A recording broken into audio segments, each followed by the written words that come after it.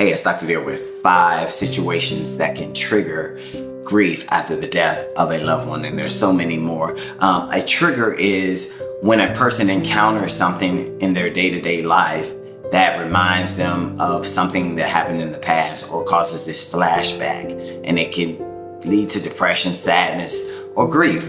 And so that leads me to number 1, the death notification of a close friend, a loved one, a family member, or something like that can trigger you to think about your deceased loved one who's passed away. And that leads me to number 2 is holidays, all of them, especially Mother's Day, Father's Day, if you lost parents, Christmas and Thanksgiving.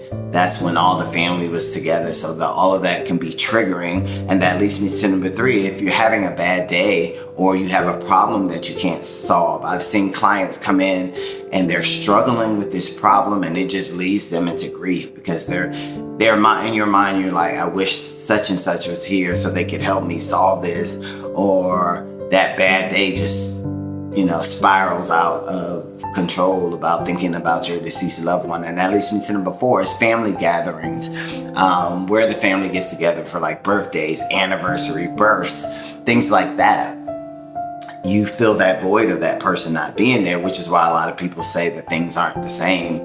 But you have to work through that. I always tell clients that you have to work through that feeling of things not being the same.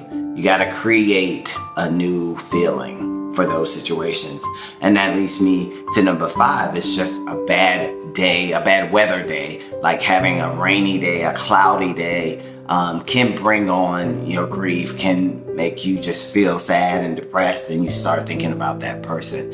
So this is important to understand because this is why grief, never goes away. In my opinion, I feel like that's why you get triggered sometimes, is because some of these situations. And so you have to be aware of that, feel the emotion, process it, understand where it's coming from, talk to your deceased loved one, go to a gravesite or whatever, and process the emotions, but don't just hold it in, and just understand that. If you're struggling with this, please seek a therapist so they can help you maneuver through grief.